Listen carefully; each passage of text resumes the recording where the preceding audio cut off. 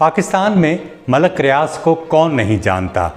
आम आदमी भी उसके नाम से वाकिफ़ हैं। कुछ साल पहले तक जब नौजवान सियासतदानों को बुरा भला कहकर थक जाते तो कहते मुल्क मलक रियाज को ठेके पर दे दो, सब कुछ तरक्की कर जाएगा। लेकिन वक्त ने करवट बदली और वो वक्त आया कि जिन्हें मलक रियाज ने ख्वाबों जैसे वसी और आलीशान घर तोहफे में दिए, वो भी उसका नाम लेने से घबराते हैं। वो आदमी जो कभी पाकिस्तान का एक ऐसा रियल एस्टेट टाइकून था जिसका नाम लो तो हर मसला हल हो जाता, आज खुद पाकिस्तान उसे सबसे बड़ा मसला बनाकर उसे निशाने इबरत बनाना चाह रहा है। ये वही शख्स था जिसके एक इशारे पर लाइन शुरू होती, लेकिन आज उसके पीछे कोई नहीं। बहरिया दस्तरखान के बाहर कतार में बैठे मुस्तहक लोग, लिखारी, सहाफ़ी, एंकर्स, अफसर्स, जर्नल, जजेस, सियासतदान, ब्यूरोक्रेट्स, वो सबका हीरो था। जिसकी भी ज़मीन पर उसके नाम की तख्ती लग जाती तो असल मालिक की कब्र के लिए भी जगह न बचती।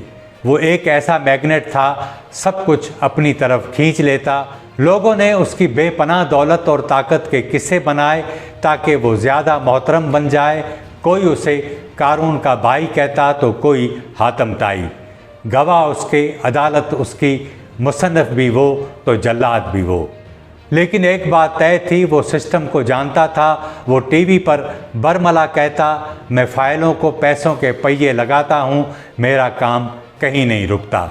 ये सिर्फ बातें नहीं थीं, मुल्क के हर इदारे में अपने लोग बिठाए, नैब चेयरमैन लगवाए, जजेस तैनात कराए, सियासी जमातों को नोटों की बोरियां देता, रिटायर्ड आर्मी अफसरान से लेकर चीफ सेक्रेटरीज़ को नौकरियां देने के लिए अखबारात में इश्तिहारात छपते, शिद्दत पसंद अस्करी गिरोहों को नवाजता, अरकान असम्बली की वफादारियों को ख़रीदने के लिए पैसे देता। ऐसा विलन जो हर किसी का हीरो था। उसके खिलाफ कोई प्रेस कॉन्फ्रेंस हो तो वो ऑन एयर न होती, और अगर होती भी तो उसका नाम आते ही बीप लग जाती। वो सिटिंग चीफ जस्टिस के खिलाफ प्रेस कॉन्फ्रेंस करे तो मुकम्मल ऑन एयर जाती। ज़मीनों पर कब्ज़े, कराची में गांव के गांव हड़प, सिंध हुकूमत में उसके लोग, उसका बेटा तय करता कि कौन काबीना में और कौन इंतज़ामिया में होगा। रियासती और हुकूमती ओहदेदार और बदनाम बदमाश उसके साथ थे। हज़ारों मुतासरीन थे, लेकिन किसी को भी इंसाफ न मिला।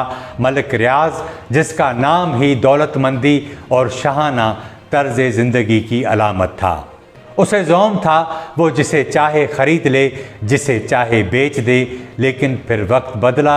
वही सिस्टम जिसे वो अपने ताबे समझता था अब उस पर कहर बनकर टूटा।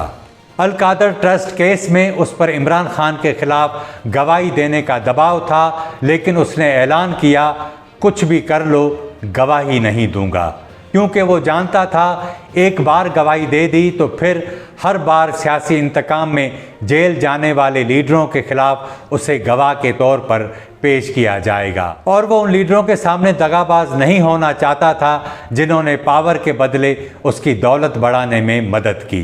लेकिन जब पानी सर से गुजर गया तो मलक रियाज ने ऐलान किया, पाकिस्तान की रियासत पर सब कुछ कुर्बान करने के लिए तैयार हूँ, और ये भी कहा बहरिया टाउन को क्लोज़ करने के आखिरी मरहले पर हैं। कहा जाता है कि मौजूदा वज़ीर आज़म और सदर ने बचाने की कोशिश की, लेकिन नाकाम रहे। ये पहला मौका था कि जब रिटायर्ड जर्नलों के अहम ओहदों पर मौजूद जूनियर्स भी उनकी बात नहीं सुनते। अब बहरिया टाउन की जायदादें नीलाम हो रही हैं और जिन्होंने अरबों की सरमायाकारी की वो सड़कों पर हैं। MES में क्लर्की से लेकर पाकिस्तान के सबसे बड़े दौलतमंद बनने तक रियासत और सियासत को रियल एस्टेट में बदलने वाला शख्स मलक रियाज आज तन्हा है। कोई फ़ोन नहीं उठाता, कोई दिफा नहीं करता। बात सादा सी है, दुनिया की तारीख गवाह है, रियासत से बड़ा बदमाश कोई नहीं होता। रियासत दावा करती है कि वो माँ है, लेकिन वो गॉड फादर भी होती है। रियासत के मुफादात मुस्तकिल नहीं होते। रियासती चेहरे तब्दील हों तो मुफादात भी बदल जाते हैं। और पाकिस्तान, यहाँ तो सब कुछ हो सकता है, और सब कुछ करने के लिए आइन और कानून को भी ज़हमत देनी नहीं पड़ती। जो चाहे उनका हुस्न करिश्मा साज करे। लोग लुटते रहे, बेघर और बेज़मीन होते रहे, क्योंकि उस वक्त वो एक हीरो था। गवाही से इनकार किया तो विलन बन गया, और हर विलन के साथ ऐसा ही होता है जो अब मलिक रियाज के साथ हो रहा है।